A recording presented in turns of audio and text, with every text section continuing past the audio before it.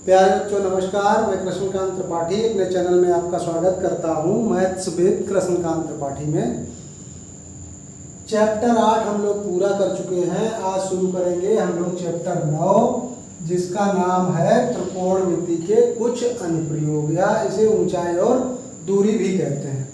तो चैप्टर शुरू करने से पहले हम लोगों को दो बातें समझना जरूरी है। एक तो उन्नयन कोण ये क्या होता है और दूसरा होता है अवनमन कोण। तो उन्नयन कोण के बारे में जानेंगे। तो उन्नयन कोण क्या होता है कि ये त्रिकोणमिति किस पे डिपेंड थी, हमारी समकोण त्रिभुज पे।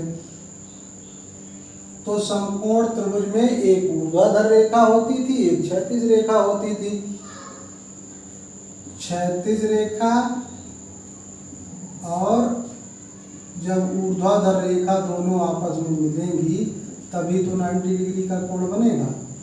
तो अगर कोई प्रेक्षक जिसकी आंख यहाँ पे हो, आंख कहाँ पे हो, आंख क्षैतिज रेखा पर है और कोई वस्तु यहाँ पे है, और अगर प्रेक्षक उस वस्तु को देख रहा है तो वस्तु और आंख के बीच बनी रेखा को हम दृष्टि रेखा कहते हैं। क्या कहते हैं? दृष्टि रेखा। और दृष्टि रेखा और क्षैतिज रेखा के बीच बने कोण को ही हम क्या कहते हैं? उन्नयन कोण कहते हैं।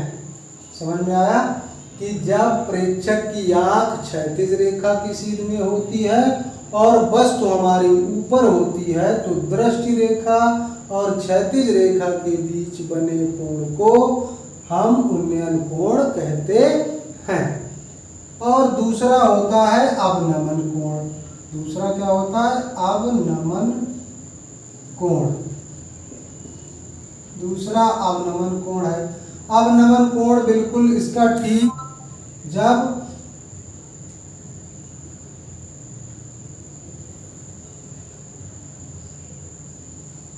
ये मान लो कोई व्यक्ति है जिसकी आंख यहाँ पर है और कोई वस्तु जब नीचे है, वस्तु कहाँ पे है? नीचे है, तो फिर क्षैतिज रेखा आंख की सीध की ये हो जाएगी, तो आंख और दृष्टि रेखा तो वही रहेगी, दृष्टि रेखा। तो जब आंख ऊपर होगी वस्तु नीचे होगी तो आंख के साथ बनी हुई क्षैतिज रेखा और दृष्टि रेखा के बीच कोण वही रहेगा।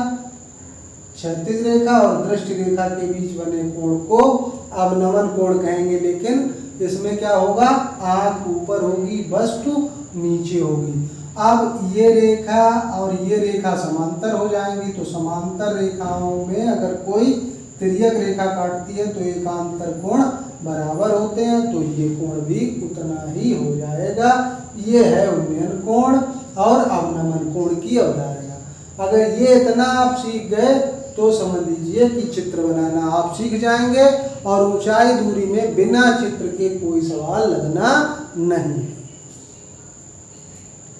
प्रश्नावली 9.1 का पहला सवाल है, सर्कस का एक कलाकार एक 20 मीटर लंबी डोर पर चढ़ रहा है जो अच्छी तरह से तनी हुई है और भूमि पर सीधे लगे खंबे के शिखर से बंधी हुई है।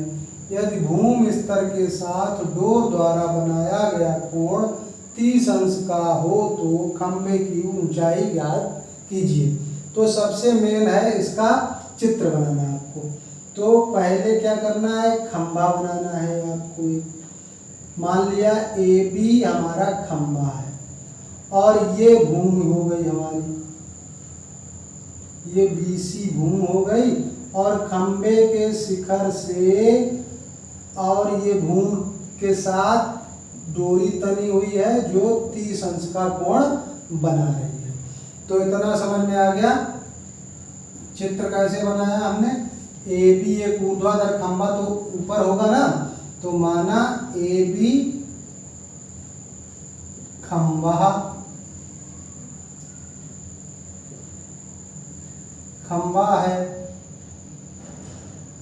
AC डोर है, इतना लिख देंगे। अब ये हमारा बना है, खंभा तो ऊर्ध्वाधर होगा तो यहाँ पे समकोण त्रिभुज बनेगा। समकोण त्रिभुज बनेगा तो त्रिभुज हम लेंगे त्रिभुज ACB में। अब हमको मालूम कौन सी चीज है कि 20 मीटर लंबी डोरी, ये हमको मालूम है AC।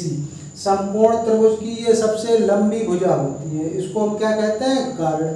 तो कर्ण हमको पता है और हमको ज्ञात क्या करना है, खंभे की ऊंचाई कोण के सामने वाली भुजा लंब होती है, यानी कि हमको लंब ज्ञात करना है।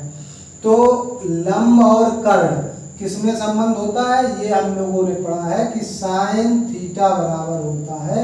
तो कोण हो गया यहाँ पे 30 डिग्री, साइन थीटा बराबर होता है लंब बटे कर्ण।